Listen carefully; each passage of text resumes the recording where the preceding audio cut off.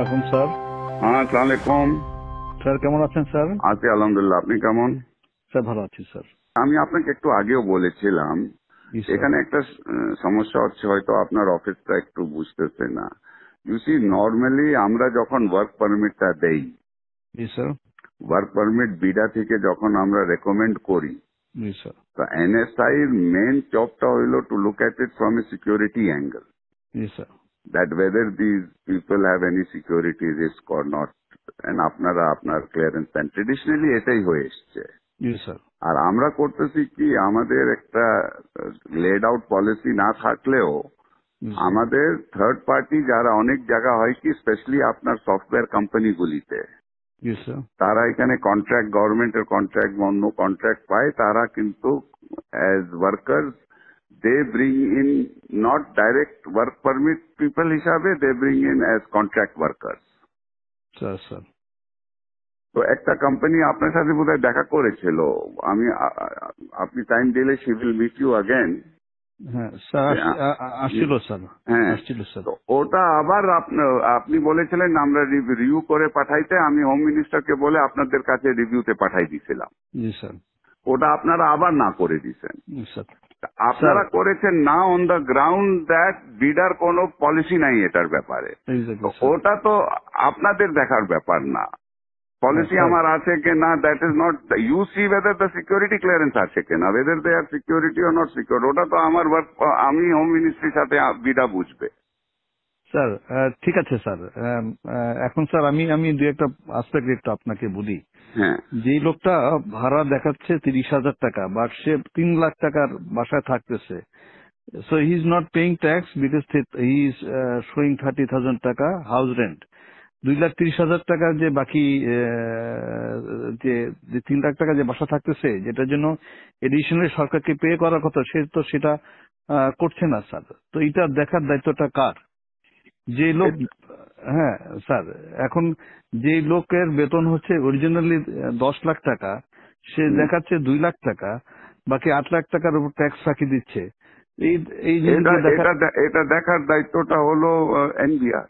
NBR ধরবে, তো NBR তো ধরতেছে, এটা তো এনবিআর যে ইন্টেলিজেন্স আছে তারা ধরতেছে। না, ধরছে, অনেকগুলিকে ধরেছে, অনেকগুলিকে ধরছে, এয়ারপোর্টে আমরা আটকাই দিতেছি। স্যার, যে লোক আগে আসছে সে 8 লাখ টাকা বেতনে ছিল, এখন সে 2 লাখ টাকা বেতনে এখানে চাকরি করতেছে। তো বিদেশিরা এত দেশপ্রেমিক তো হয়ে যায় না যে আমার দেশে 8 লাখ টাকা বেতন ছিল 2 লাখ টাকা কাজ করবে।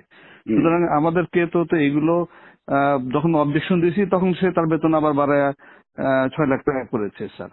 তো সাম পয়েন্ট ওটা ঠিক আছে না, এট সাম পয়েন্ট এটা তাহলে আমরা বসি, let us sit down with NBR, everybody আমরা বসি, কিন্তু point is this responsibility basically is NBR. Sir, if NBR is not doing it, then you should point out to them যে তোমরা করো, কিন্তু তার দায়িত্বটা, হ্যাঁ, ওর দায়িত্বটা আপনি আপনার ঘাড়ের উপরে তো নিতে পারেন না। জি স্যার, আমরা না করতে পারলে ভালো হতো স্যার। তবে এই প্রসেসে আমরা সরকারের রেভিনিউ আনে বড় একটা অংশ রেখেছি। না, এটা ঠিক আছে, এটা আমরা একটা তাহলে মিটিং করি, আমরা আপনারা মিটিং করি, কিন্তু এই কেসে তো this is not the case. এই কেসে স্যার একটা কোম্পানি যখন একটা লোক আনে, তখন তার একটা বেতন ধরে যে তার এত টাকা বেতন, এত টাকা ধরে করবে, সেই হিসাবে যদি আবার থার্ড পার্টিকে দিয়ে দেয়, তাহলে এটাকে বিডা একটা পলিসিতে আমাদের দিয়ে দিক যে না, ইচ্ছা করলে সে আমি 2,000 টাকা, আমরা we have been giving this for a long time। হ্যাঁ, আমি আমাকে সিকিউরিটি ক্লিয়ারেন্স দিবেন জুবের স্যার। আপনি এখন যদি পলিসি ম্যাটারে যদি NSI is going to say you have to dictate policy to me, then তো it is going to be very difficult. Sir, এটা একটু বলা উচিত স্যার। তাহলে আমরা সিকিউরিটি ক্লিয়ারেন্সটা তাকে, সে যে বিদেশ থেকে যখন আসবে তাকে সিকিউরিটি ক্লিয়ারেন্সটা তাহলে আমরা না দিই, আমাদের কাছে না নিল, আমাদের কাজটা খুব কমে গেল স্যার। আমরা কাজ আপনার এখন যে হোয়াট ইজ ইউর টিওআর, আপনার থেকে যে সিকিউরিটি ক্লিয়ারেন্সের জন্য আসে, হ্যাঁ, এতদিন তো এটা তো অনেক দিন থেকে করে আসতেছে, হোয়াট ইজ ইউর আপনার টার্মস অফ রেফারেন্সটা কি?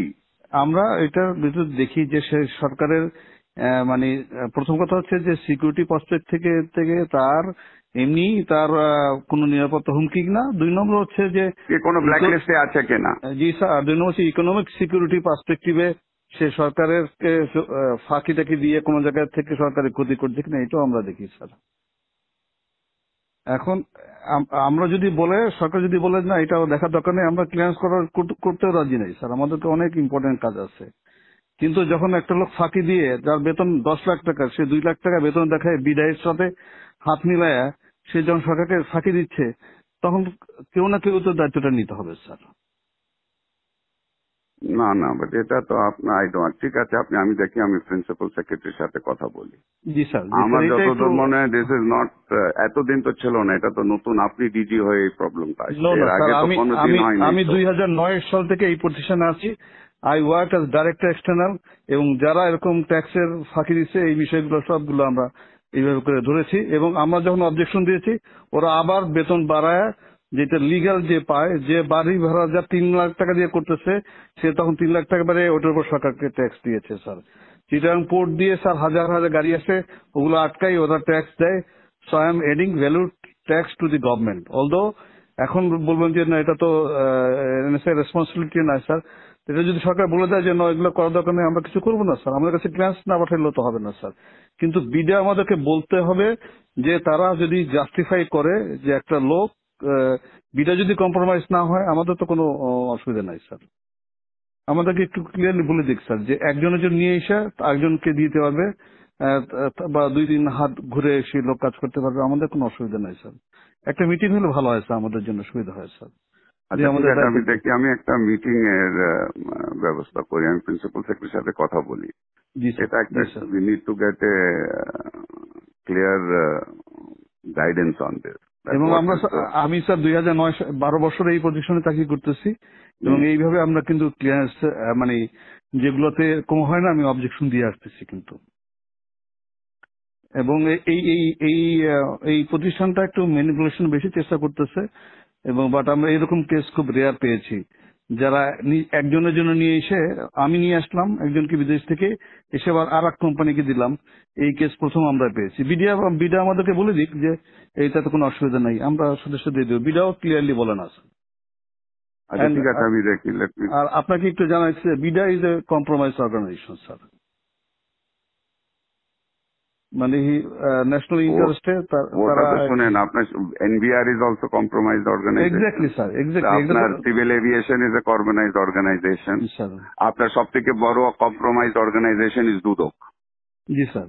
আচ্ছা, আর আপনার অর্গানাইজেশনও কম্প্রোমাইজড আছে স্যার? এখানে তো আমার বাংলারই আছে স্যার। আপনারও কম্প্রোমাইজড আছে। আপনার লোক যখন নিচে যায় ক্লিয়ারেন্সের জন্য, ব্যাংকের যে ডাইরেক্টরের জন্য আপনার থেকে ক্লিয়ারেন্স নেয়, আপনি যে জুনিয়র অফিসারকে আপনার গ্রামে গঞ্জে পাঠান আমার সম্বন্ধে খোঁজ নিতে, তো সেও কম্প্রোমাইজড আছে ওখানে। বাংলাদেশে কোন জায়গা কম্প্রোমাইজ না? সবাই মিলে একটু ভালো করার চেষ্টা করতেছি, সেটা করেন, কিন্তু ডোন্ট সে দ্যাট কম্প্রোমাইজ আপনার অর্গানাইজেশনটাও is compromise. I can give you examples where your people have gone and to give a clearance certificate, how much money they have charged.